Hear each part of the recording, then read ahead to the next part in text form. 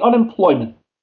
Unemployment affects us all at some point. I've been unemployed. You might have been unemployed at some point in your life. You know, it happens, and we know that your employers pay into a fund. It's called the Unemployment Insurance Fund at the state and federal levels.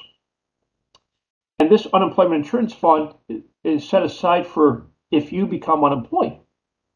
So that's where that money comes from. Like when you go to unemployment office or whatever, you're like, oh, where's this money come from? Your employers have been paying into that fund, the unemployment insurance fund. That's where that money comes from. So let's talk about employment first. If you're working, you're employed. It's really easy. If you're working, you're an employee, you're employed. Hopefully, you're getting paid. You might own your own business, you're paying yourself. If you are an employee, you collect a paycheck. You might have some people that are helping you in your business, but maybe they're not getting paid. They're still employed, they're just unpaid workers or volunteers, as we like to call them. Workers are classified as either full-time or part-time. Full-time employment means you're working 32 hours or more. Part-time employment means you're working less than 32 hours. A week. 40 hours a week is full-time. Yeah, that's like the normal full-time, 40 hours a week. 32 hours or more is considered full-time in a week. Part-time is less than 32 hours in a week.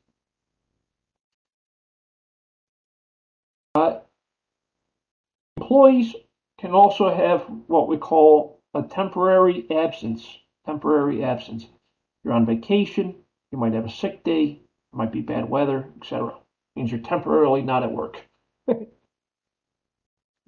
Or you could be unemployed. This means you're not working. Okay? You're not employed. You're not working for someone, or you're not working for yourself. You're available to work and you're looking for work. That means you're unemployed. If you might also be temporarily unemployed, we call this laid off. Your employer might call you back and say, hey, come back to work. We have work for you. We also have people that are not working at all and they don't want to for whatever reason. There's a lot of different reasons. One is you don't want to work. That's okay. Yeah, that means you're not in the labor force. You're a full-time student. You're not technically working full-time or part-time, but you're a full-time student. That means you're not in the labor force. If you spent your life raising children and taking care of the house, we call you a homemaker. You're not in the labor force. You're not working for someone else. I guess you're working for your kids, right? At the house, that makes you a homemaker. And other people that are not in the labor force are people that are retired. They were in the labor force, they got out of the labor force by becoming retired, which is what we all someday hope to do. The majority of people in the United States are employed. The majority are employed. There are a few unemployed, and there are quite a few not in the labor force. Remember, not in the labor force includes people that are retired, they're full-time students, they are stay-at-home people. So they're not in the labor force. People that are employed are either working for someone or for themselves in their own business. And then unemployed are people that are actively looking for work.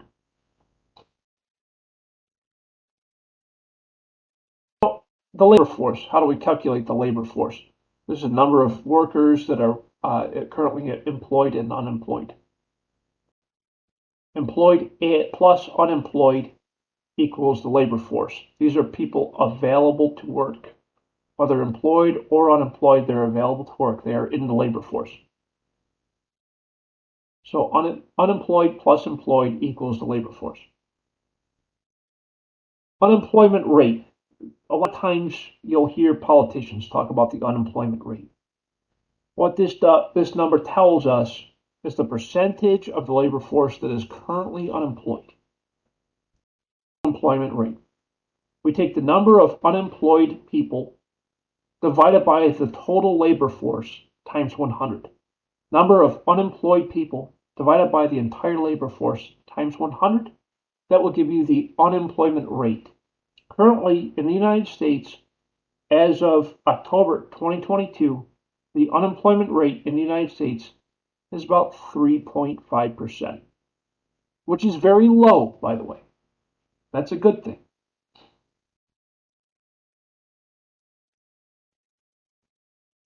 Labor force participation rate. This is the percentage of total adults in the labor force.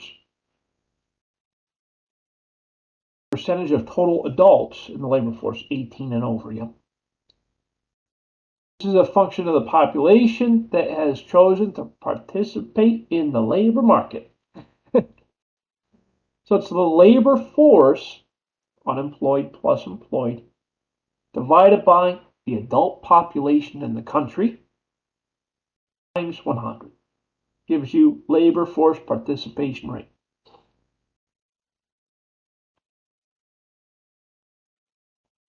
There's a nice graphical representation as of 2014.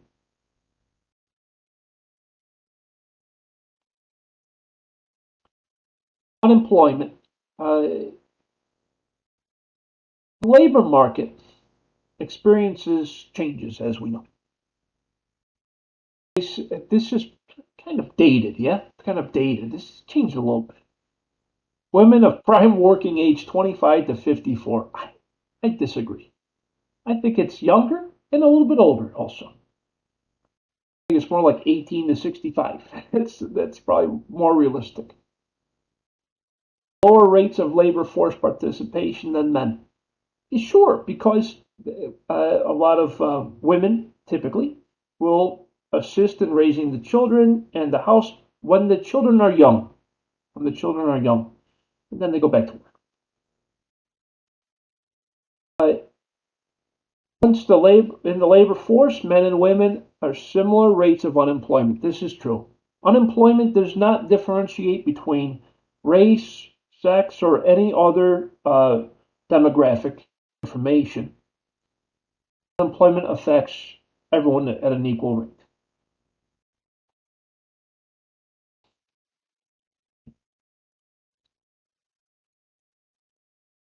So the difference with demographics. With race, they're very similar. They're very similar. Similar rates of labor participation. Sometimes different races will be affected by unemployment rates. A lot of this also has to do where people live. Yeah. Certain zip codes face higher rates of unemployment than others. Access to jobs, access to child care, access to transportation. These are all factors that affect unemployment based on race. Teenagers, yeah, they don't work as much as adults. Very simple. Much higher rates of unemployment than older workers. Yeah, they're still trying to find themselves at that age. I talk to teenagers every so often. They tell me, "Oh, I'm trying to find myself. I'm trying to figure out what I want to do." I remember those days. I was one at one point. Take a look at this graph. I want to show you the spikes in unemployment. The book did not go to 2020, but if you see the 2020 information, unemployment rate skyrocketed to 25%. and then back down to 3.5%. Yeah. It would show a very big spike and then a very sharp drop. So and that would be on the red line. Yeah. But we see the periods of unemployment. 2009, that was during the time of the economic collapse of the housing market, but the very high unemployment rates. Then it came back down, and we're doing pretty good now. The natural rate of unemployment usually fluctuates a little bit.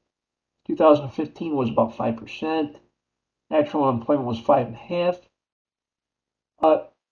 Currently, the natural rate of unemployment as of 2022 is about 3.75, and the actual unemployment rate is about 3.5.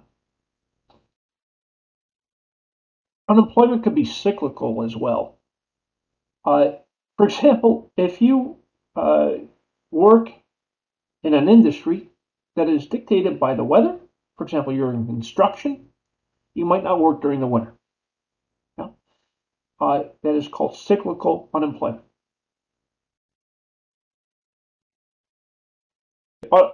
Official unemployment rate helps. It's useful information. It also helps to understand joblessness. People move into and out of the labor force pretty regularly.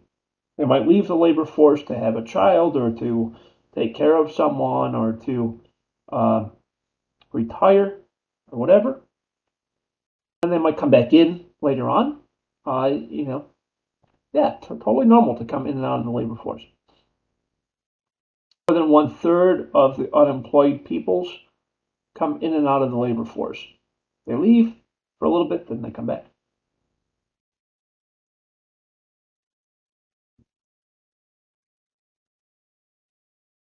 Unemployment does not always end with people finding a job in the end. Sometimes they leave the labor force entirely. They decide to retire early sometimes. People who report unemployment may not really be trying to find a job. They want to try to qualify for government assistance or be paid under the table in some cases. Yeah, it's kind of like gaming the system. Don't do that.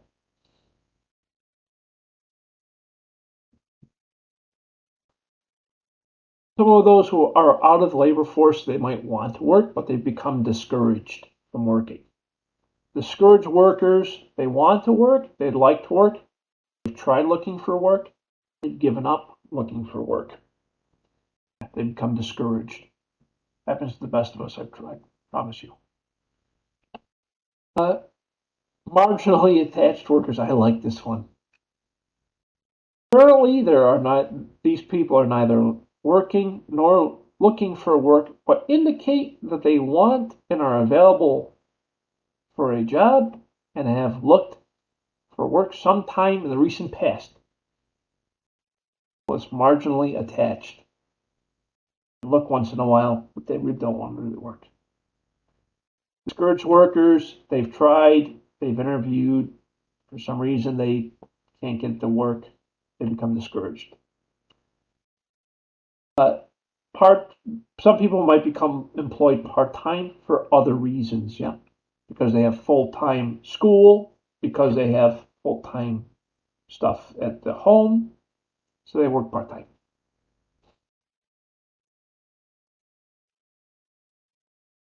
How long are unemployed people without work? It depends.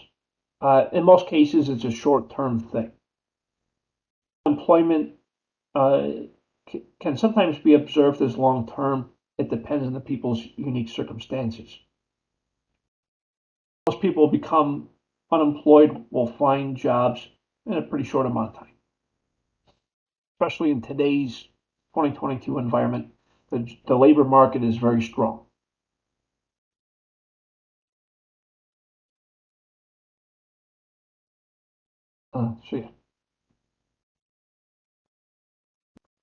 Unemployment rate will never be zero. It's impossible for it to be zero. There's always going to be unemployment at some point.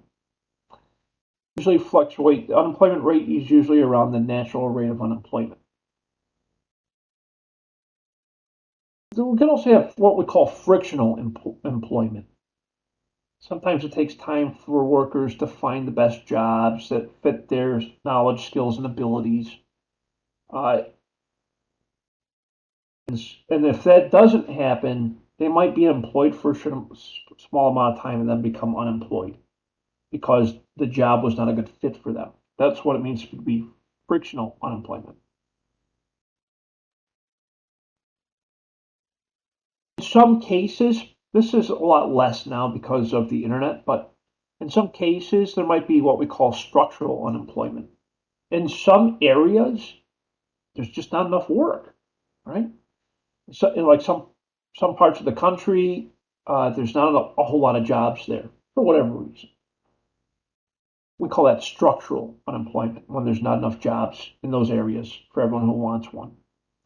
I had said that the internet has been helpful because, especially now in 2022 after the pandemic, is that a lot of jobs offer some type of remote hybrid option. You can work online.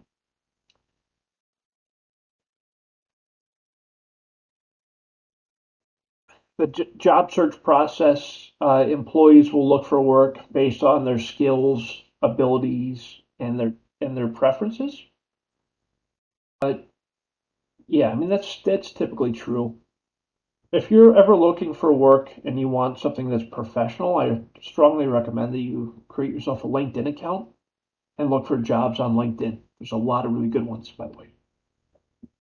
Same.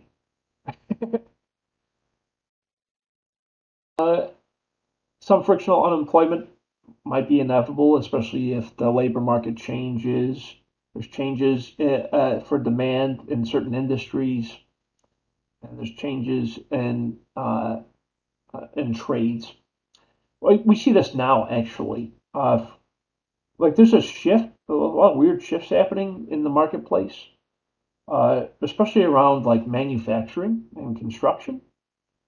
The trends are kind of changing, so the demands for certain skills are changing. Like even like for vehicles, because now a lot of vehicles they're going electric. There's a stronger demand for people that have knowledge of batteries more so than car engines, right? So, and that's because of a change in the industry. It's just interesting to see that.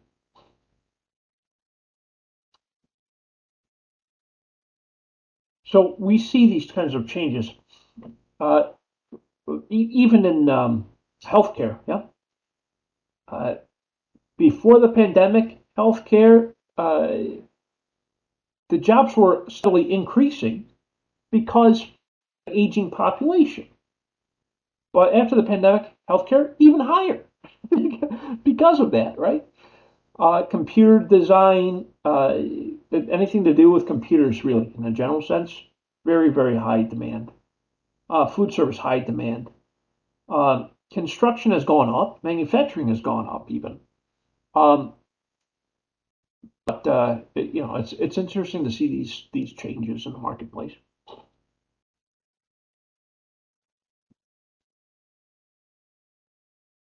So, what are the goals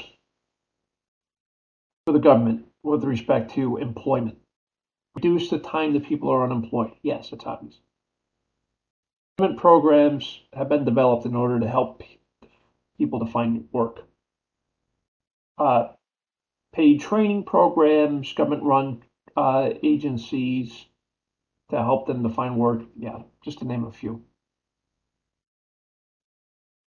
If you become unemployed for whatever reason, just know that you might be eligible for unemployment benefits. These unemployment benefits are possible because of your employers in the past. They pay into unemployment insurance at both at the federal and at the state level. This helps you to get some income while you're looking for work. That's the whole point of unemployment benefits. The way you qualify for that is based off of the length of time that you've been employed. Yeah. That usually dictates how much you'll get in unemployment benefits. And what is that? 50% of former wagers for 26 weeks. Yeah, that's about right.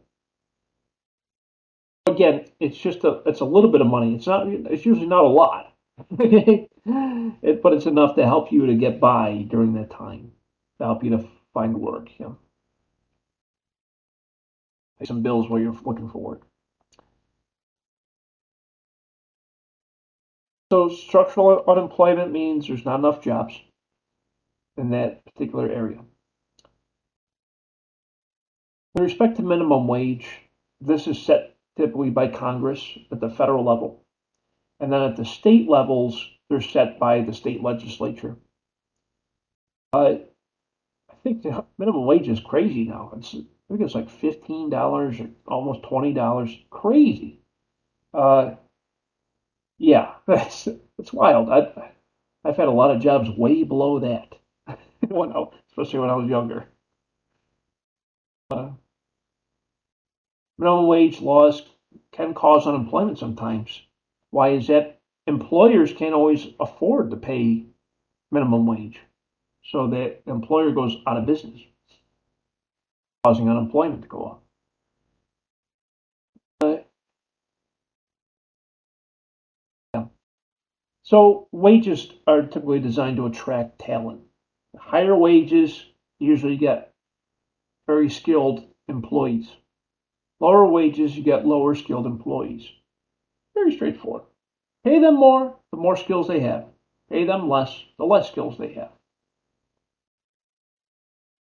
Very straightforward. And it's a lot of it supply and demand, right? Wages correspond with the labor supply based on the minimum wage. The, uh, if the minimum wage is higher, you get a higher supply of labor, but a lower demand.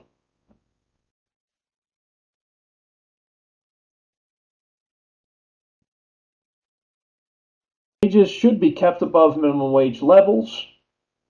A lot of times this happens because of unions, wage efficiencies, other minimum wage laws. A lot of it's driven by the market. Yeah, especially today, because we're in such a tight labor market that's very strong. Wages are really dictated by the level of competition for the employees.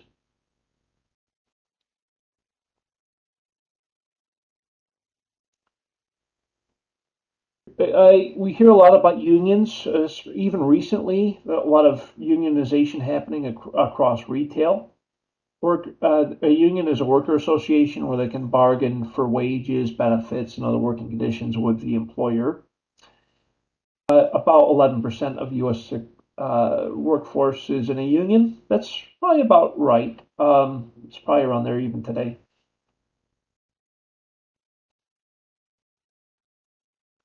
Unions are good for negotiating wages. We call this collective bargaining.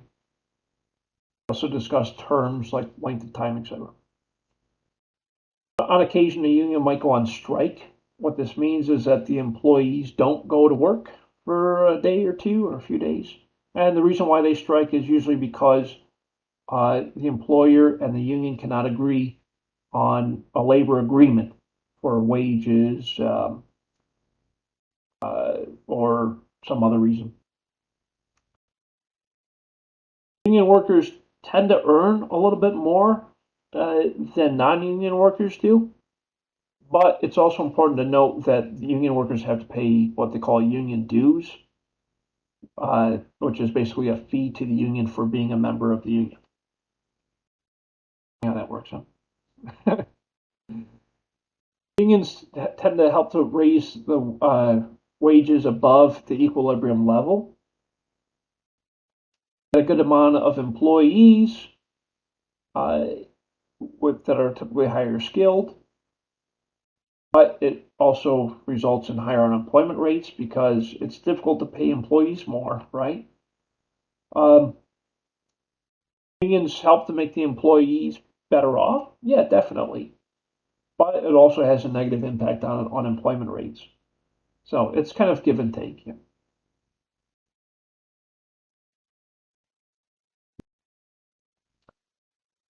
So yeah, that's the concept behind unions. Are they good or bad? It depends. It's good for the employees typically. It's not so great for the employers. It's really not so good for the overall economy because it raises the unemployment rate. That's the concept behind unions. Efficient wages, when they're above equilibrium, it's good, but it also adds to the unemployment rate. It adds to lower turnover, better worker health, better quality of work, better output.